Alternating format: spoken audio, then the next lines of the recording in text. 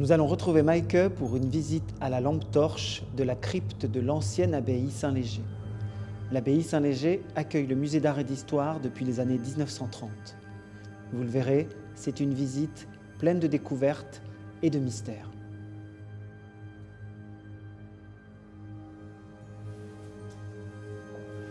Espace caché, nous voici maintenant dans la crypte de l'abbaye Saint-Léger.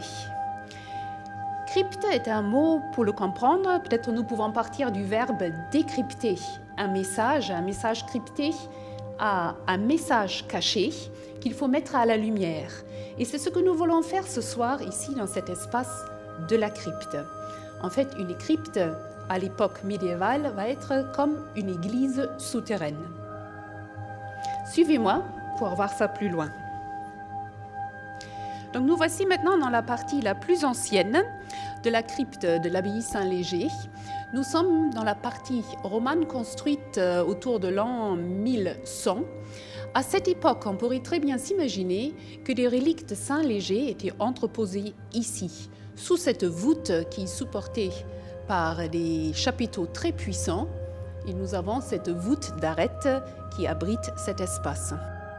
D'ailleurs, cette voûte d'arête soutient la puissante masse de l'église abbatiale qui se trouve directement au-dessus.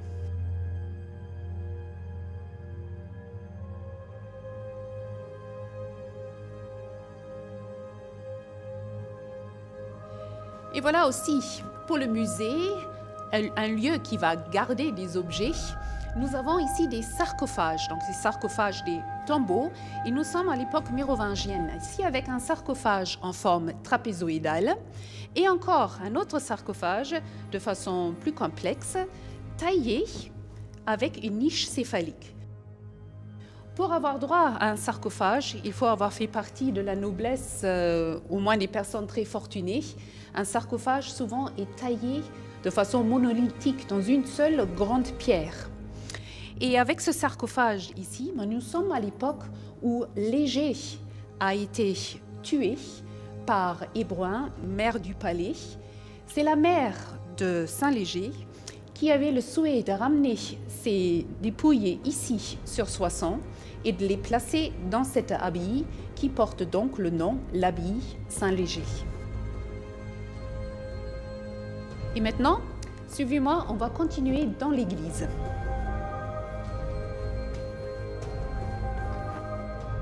Les richesses d'un musée, c'est évidemment les murs, comme ici dans l'abbaye Saint-Léger, mais aussi ce qu'on y trouve.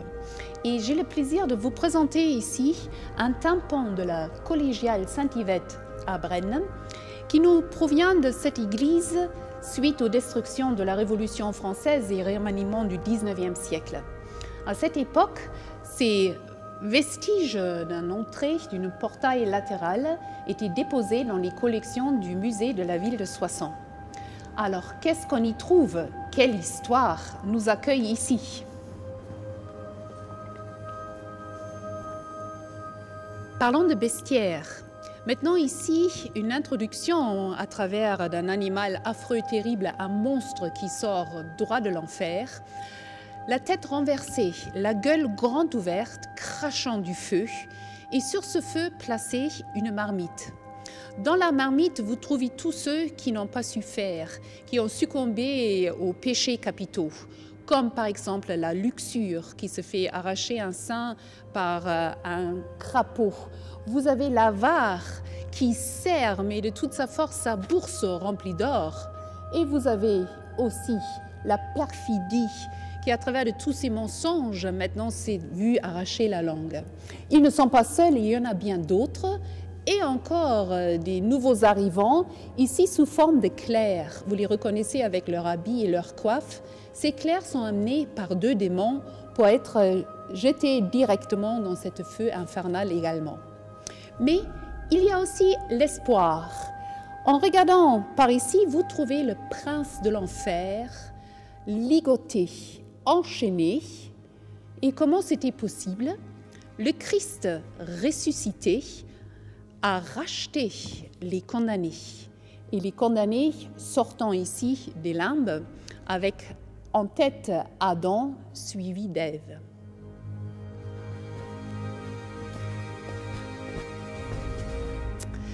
Nous voici dans le cloître de l'abbaye Saint-Léger. Un cloître, espace fermé, endroit clos par 4 galeries, comme ça aurait été aussi le cas à l'abbaye Saint-Jean-des-Vignes. Nous trouvons ici des magnifiques chapiteaux sculptés à double rangée, avec des feuillages directement pris de la nature. Mais ce n'est pas tout. Dans le silence de la nuit, nous trouverons aussi des animaux cachés. Et quand on prête bien l'oreille, on va probablement entendre leur murmure. Au Moyen-Âge, on n'aime pas ce qui a attrait à la nuit. La nuit, on ne la maîtrise pas. Donc les animaux qui sont actifs en nocturne sont des animaux maléfiques. Difficile pour nous de comprendre aujourd'hui, les chats en font partie, ainsi que le hibou ou la chouette. Et encore plus, cette drôle de bête que nous avons ici, un corps de bête, des éléments de corps d'humain et des ailes de chauve-souris. Mais avant de partir d'ici, je vous montre encore mon petit clin d'œil préféré. Ce petit chanoine qui rigole bien de toutes les farces qu'il a pu jouer à ses frères dans cette abbaye.